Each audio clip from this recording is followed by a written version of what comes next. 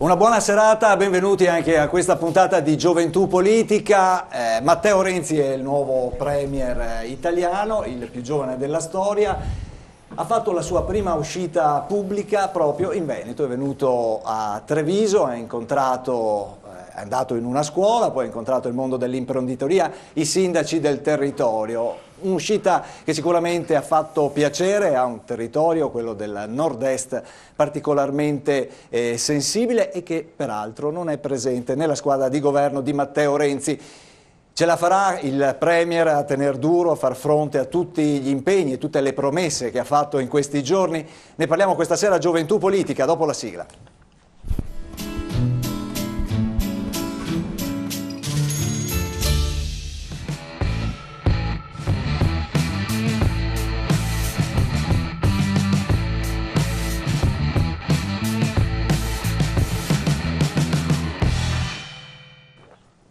Una buona serata allora, ben ritrovati e benvenuti a questa puntata di Gioventù Politica. Io speriamo che me la cavo, potremmo dire così, potremmo fare riferimento a un noto libro e un altrettanto famoso film per mettere in bocca queste parole a Matteo Renzi, che in questi giorni è nell'occhio del ciclone, possiamo dire tranquillamente così. Come dicevo, è venuto in Veneto, prima uscita ufficiale da Premier, dopo lo sentiremo quello che ha detto incontrando i sindaci e il mondo dell'imprenditoria.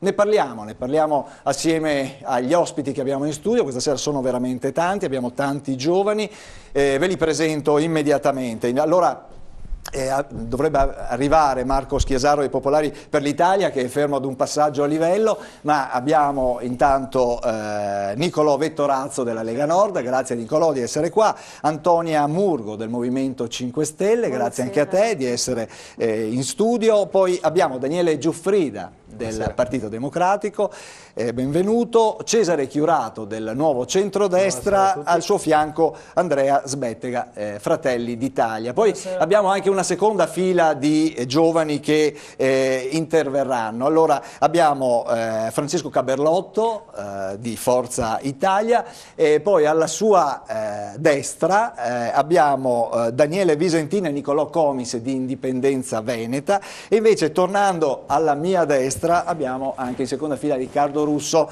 dei Popolari per l'Italia. Buonasera a tutti. Grazie anche a te. Invece per, chiamiamoli così, gli accompagnatori, i politici un pochino più esperti, in seconda fila dalla mia destra Giovanni Torresin del Nuovo Centrodestra, grazie di essere qua, Fabian Pavel Fonovic del Partito Democratico, buonasera. Grazie anche a te, Rudy Cavinato di Indipendenza Veneta. Tornando a sinistra troviamo poi Roberto Bettuolo della Lista Civica L'Albero, grazie anche a te di essere tornato nei nostri studi, Alessio Zanon di Forza Italia, grazie Alessio di essere qua, Paolo Campanaro del Movimento 5 Stelle, grazie a te di essere qua, e Mattia Pezzolo di Fratelli d'Italia, che è un giovane anche lui. Poi tra il pubblico abbiamo Aladino Lorin e Ernesto Callegaro del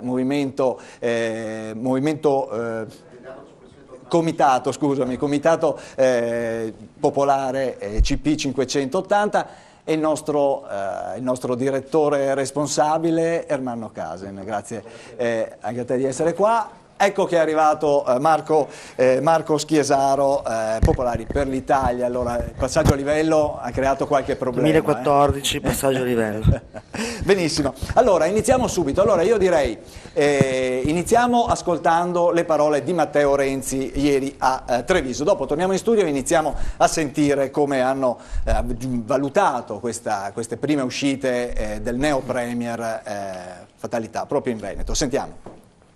Questa prima tappa nel viaggio profondo che vogliamo fare in Italia, stamani mattina è iniziata in una scuola media, poi l'incontro con i sindaci, adesso alcune imprenditrici e imprenditori, e adesso andiamo rapidamente a H-Farm, in un luogo simbolico per le start-up e più in generale per le aziende innovative. Vedo un clima molto, molto bello, nel senso che tanta dolore, tanta difficoltà, anche il grido di allarme intervenuto sono intervenuti diversi imprenditori che hanno ricordato come per esempio questo territorio fosse stato fino a qualche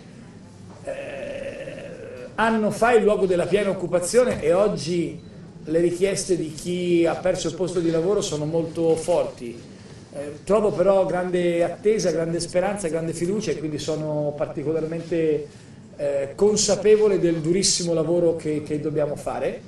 Sono con il mio amico Giovanni Manillo, che è il sindaco di Treviso, è stato con noi il presidente della regione Luca Zaia, tutti i sindaci che ringrazio. Trovo davvero il desiderio profondo di partire sulle cose che però già conoscete e non vi rifarei il discorso del Parlamento, dall'edilizia scolastica allo sblocco degli investimenti. Io so che c'erano delle contestazioni, non sono riuscito a parlare con le singole persone perché era difficile, ho visto Forza Nuova fuori dalla scuola, mi hanno spiegato il movimento dei forconi, no, lì era una cosa diversa, i lavoratori socialmente utili non erano a contestare, erano a sottolineare l'importanza di alcune scadenze, segnatamente una del 28 febbraio. Le contestazioni che ho visto sono di Forza Nuova e dei forconi ed è normale, noi non facciamo passerelle, cioè noi non è che siamo qui a tagliare nastri, noi siamo qui a parlare con il paese reale, quindi anche con chi ha qualcosa da dire contestando, se lo vuol dire e siamo pronti ad ascoltarlo. Certo, nelle scuole ci andiamo perché è il punto di ripartenza del paese. L'incontro con le lavoratrici e i lavoratori dell'Electrolux sarà fatto a Roma con tutti gli stabilimenti, non solo quello di qua.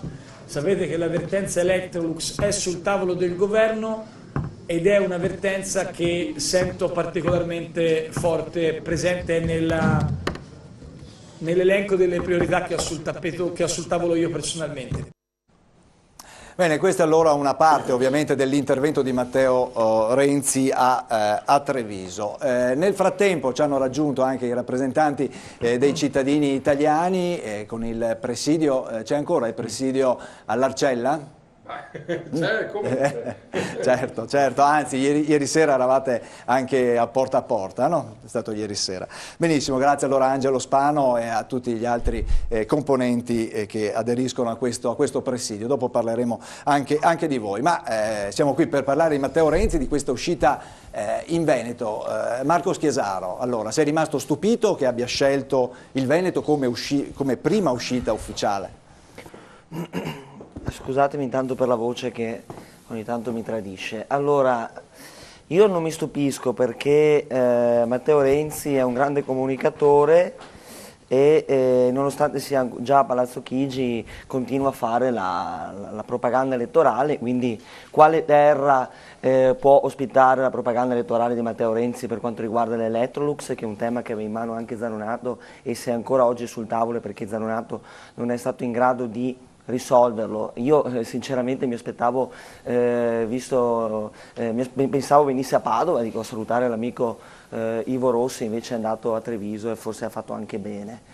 Ma io dico che paradossalmente ci troviamo con due pesi diversi, ma ci troviamo come nel 94, cioè noi a Palazzo Chigi ci troviamo una sorta di, passatemi il termine, di alieno, cioè una persona che è completamente lontana dal modo di far politica tradizionale, come era Berlusconi nel 94, lo è oggi Matteo Renzi, diciamo, no? Come si atteggiava a Palazzo Chigi. C'è da dire però che Matteo Renzi non è stato accolto a braccia aperte nel certo, dopo parleremo anche delle proteste che ci sono state tante, certo. E stiamo attenti che Matteo Renzi, quando lo si contesta, Matteo Renzi vuole delegittimare chi contesta, perché se uno lo contesta è o un forcone o è un fascista oppure una persona che conta poco, conta niente. Invece all'interno di quei manifestanti lì c'erano gente per bene, famiglie, lavoratori.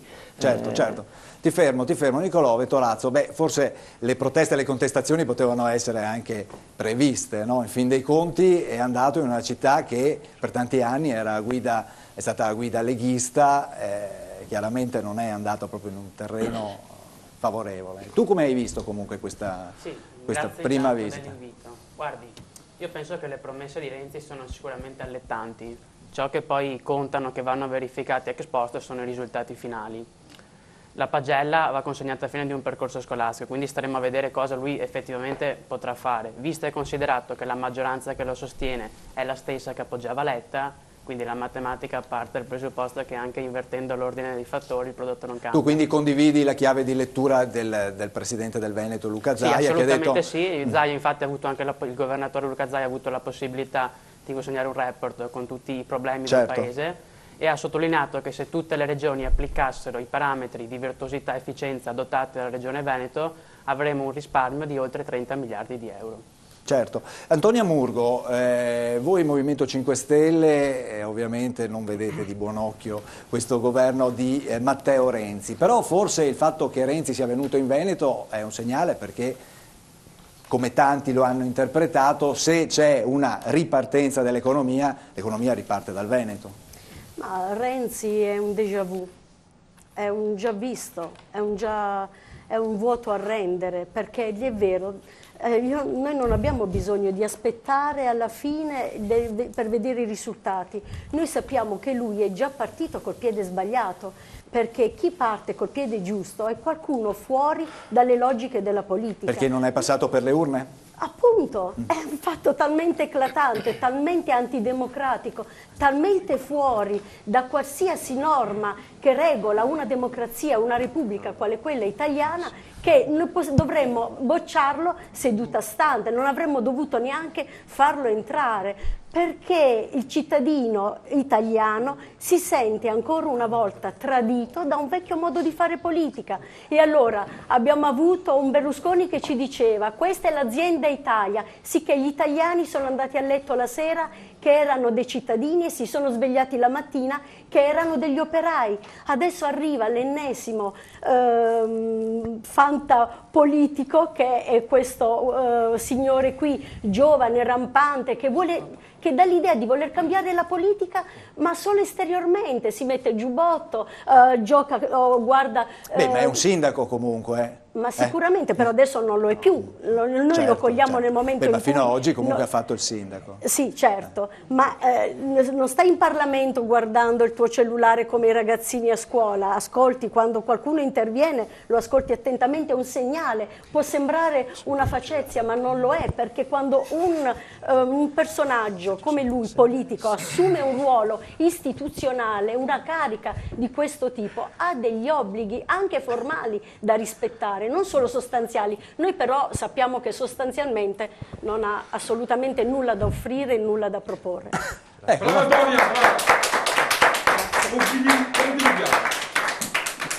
grazie ad Angelo Spano. Daniele Giuffrida, allora è arrivato Matteo Renzi e sono arrivate sicuramente delle novità, no? Il discorso in aula, Montecitorio con la mano in tasca, l'uso del cellulare. È veramente il nuovo che arriva? Beh, a parte gli aspetti formali, io andrei a guardare, diciamo, questi qua superficiali, la mano in tasca, il discorso a braccio, andrei a vedere anche altri aspetti formali ma sostanziali al tempo stesso. Un governo con questa media anagrafica non c'è mai stato. Certo, 46 anni. Ecco, e il 50% di presenza femminile non c'è mai stato. Credo che queste qua siano anche delle tacche che vengono segnate, rispetto alle quali non si potrà più fare marcia indietro in futuro, e credo che già questo qui sia un aspetto non da poco. Questo nuovo governo, diciamo, che ha tutte le carte in regola per poter iniziare a lavorare rapidamente, perché mi sembra che questa qui sia la prima missione che si è data il Presidente del Consiglio, e da qui si parte con nuovo vigore, slancio. Bene, Daniele Cesare Chiurato, allora, qui Renzi insomma ha intrapreso una strada ad alta velocità, formazione del governo rapidissima, ha impiegato un po' di tempo nello studio di Giorgio Napolitano, a dire la verità, per venirne fuori ci ha impiegato più di 2 ore e mezza, però adesso ha innescato la marcia. Settimana prossima inizierà a parlare di legge elettorale, si procede velocemente. Allora, noi come nuovo centrodestra, che siamo qui in 3 ragazzi, che abbiamo anche piacere di partecipare a queste trasmissioni, perché comunque finalmente qualcuno che fa parlare i giovani, quindi bravo e grazie. Però ci stiamo preparando perché facciamo riunioni a Padova e anche nei vari circoli che stiamo costituendo nella zona, proprio per le elezioni. Stiamo facendo dei mini corsi proprio per insegnare anche a qualsiasi ragazzo dai 18 in su che abbia piacere di iniziare questa attività di politica e anche a capire cos'è un comune e a capire cosa vuol dire entrare dentro un comune, quindi essere un consigliere, essere un assessore, capire cos'è un bilancio comunale. Però le due domande che volevo fare questa sera, sia all'amico qui alla mia destra del PD, sia alla signora del Movimento 5 Stelle. Daniele Giuffrida e Antonia Murgo. Ok, io non mi ricordavo i nomi. Certo. Come ha trovato Renzi davanti a Renzi davanti a Grillo durante il discorso? E invece chiedo all'amico del PD Giuffrida come ha trovato l'idea di Civati, Fassina e Cooperlo di costruire un nuovo progetto contro Renzi, che sarebbe quindi il nuovo centro Allora, brevemente sinistra, diamo la parola ad un po' Antonia. copiato dal nuovo centrodestra. Come ha visto l'incontro tra Renzi e Grillo? Che è stato insomma un po' un monologo, no? Beh, un monologo. È rimasta soddisfatta? Cioè le è piaciuto così? Sì, assolutamente sì. Condividevo in tutto e per tutto perché Grillo è andato giustamente perché la base glielo ha chiesto. Ma in effetti non si poteva aprire nessun tipo di discorso perché non lo riconosciamo legittimo. Renzi non è una figura politica che può essere riconosciuta da noi come una figura che ha la legittimità di stare dove sta adesso, assolutamente. Benissimo. Invece Daniele Giuffrida, per te invece appunto la domanda... Posso rispondere anche a quella lì? Se vuoi, sì, certo. Allora, rispetto all'incontro direi che disarmante forse è un aggettivo calzante, perché vabbè...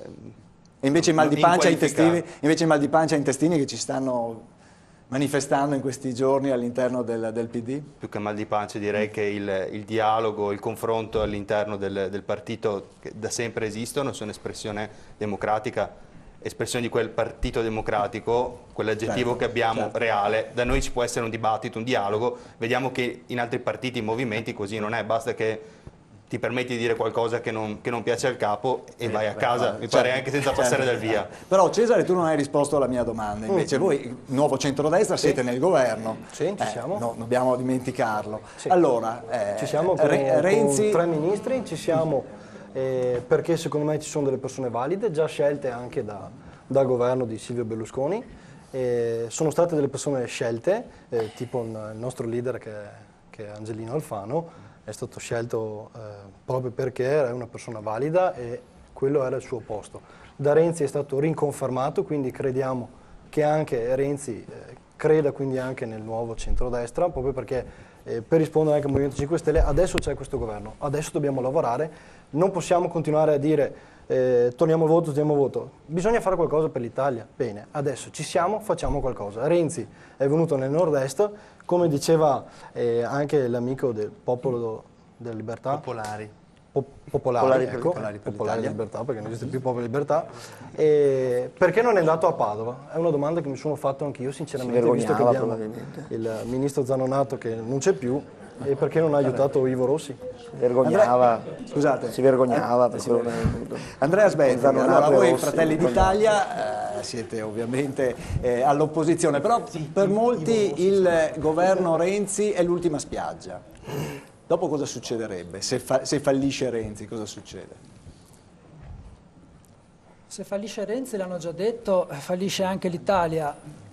Certo che le premesse non sono le migliori. Intanto Renzi si è contraddetto rispetto a quanto aveva promesso, mai al governo senza passare per le urne, tranquillo Letta, siamo qui per rinforzarti, non per affossarti, state sereni. Un partito ha di fatto sfiduciato un governo senza che il governo potesse presentarsi al Parlamento, si è visto Letta che fine ha fatto, quindi le premesse non sono le migliori. Poi come si è già detto, siamo di fronte a un governo che sostanzialmente ha la stessa maggioranza di quello che è stato appena sfiduciato. Siamo di fronte a una situazione Il discorso programmatico ti è piato? Hai condiviso alcune delle cose che sono state dette? Mi è sembrato uno spot elettorale.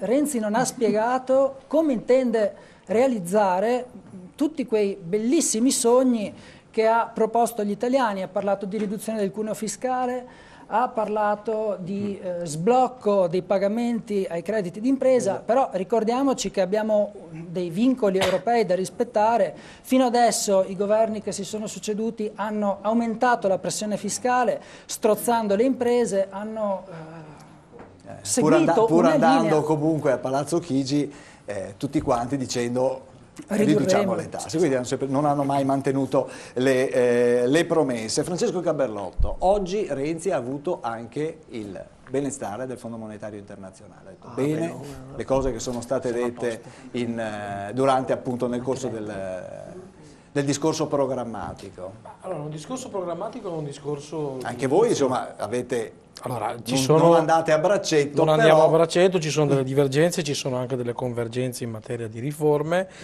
Vorrei fare una premessa, mi piace il titolo della puntata, io speriamo che me la cavo, io lo lessi ancora da ragazzino, uno di quei 60 temi di un bambino napoletano che descriveva la propria casa, la definiva sgarruppata, e Renzi oggi si trova di fronte a un'Italia completamente sgarruppata. La battuta che voglio fare è: Renzi arriva nel nord-est, terra di lavoro, terra di impresa, uno che è 20 anni che fa politica, evidentemente non ha mai lavorato in vita sua, mi sembra strano che venga da queste parti, però il suo modello è il sindaco d'Italia.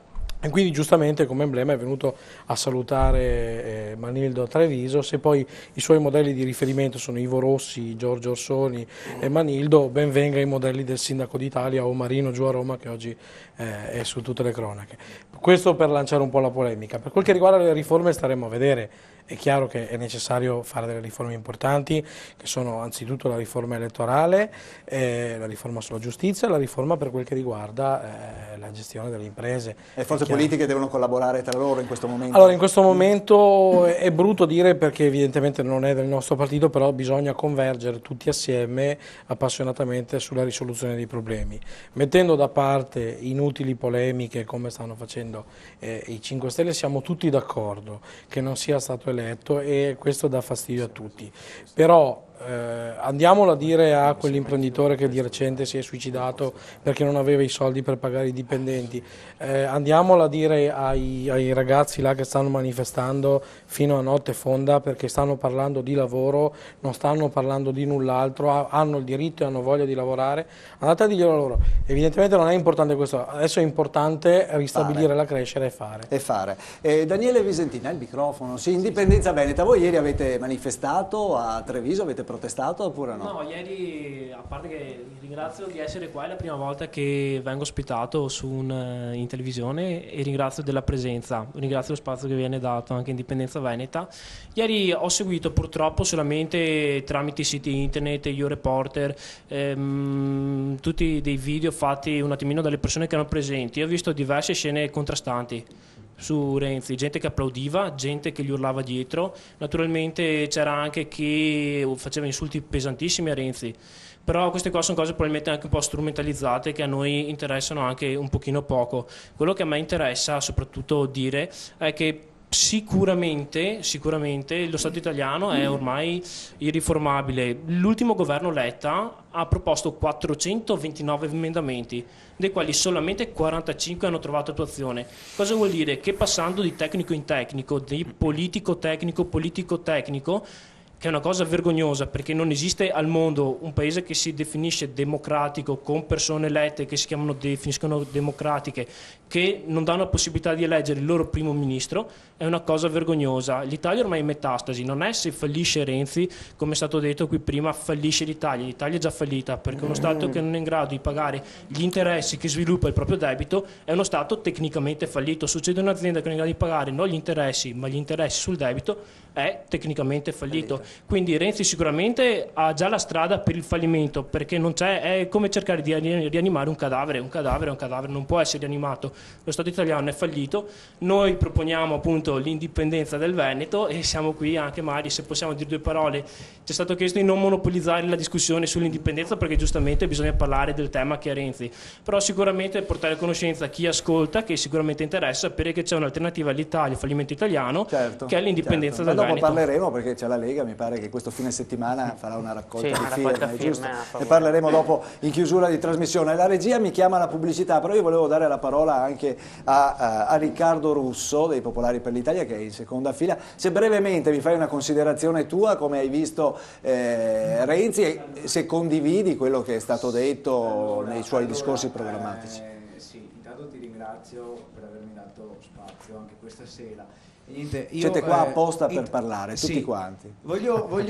Sì, faccio una considerazione e poi pongo una domanda al ragazzo del Nuovo Centrodestra. Io voglio solo dire una cosa: come mai i governi precedenti non sono riusciti a trovare 10-15 miliardi, anzi parliamo solo dei 4 miliardi dell'IMU, e adesso arriva Renzi e da un giorno all'altro ci ritroviamo 10 miliardi a disposizione per l'abbassamento del cuneo fiscale, che lui lo mette sull'IRPEF, sull'IRAP. Io vorrei consigliare al signor Renzi, anzi al presidente Renzi, di dedicarlo all'IRPEF questi 10 miliardi, perché mettendo i soldi in tasca agli italiani l'economia riparte, perché il nostro problema è la domanda interna che non c'è. Quindi se noi mettiamo i soldi in tasca agli operai, agli impiegati, la domanda interna riparte. Le imprese, perché non è detto che le imprese abbassando il costo del lavoro automaticamente vuol dire che assumono. Quindi io chiederei al signor Renzi che cercheremo di capire dove si può tagliare, dove si possono raccogliere e recuperare questi soldi. Arrivando al sodo, spero che il governo Renzi faccia veramente quello che ha detto, però io vedo soltanto molto fumo, molto fumo. Poi voglio chiedere solo una cosa al ragazzo del Nuovo Centrodestra: ma te credi che il Nuovo Centrodestra a Renzi interessa ancora per tanto? Il Nuovo Centrodestra, soprattutto dopo gli ultimi fatti dei parlamentari, senatori 5 Stelle che si sono distaccati dal gruppo parlamentare del Movimento 5 Stelle, voi credete che a Renzi gliene frega ancora tanto di voi? Questo volevo chiederti. Ne parliamo dopo la pubblicità, qualche minuto ci fermiamo, una pausa breve e ritorniamo qua negli studi di Gioventù Politica tra poco.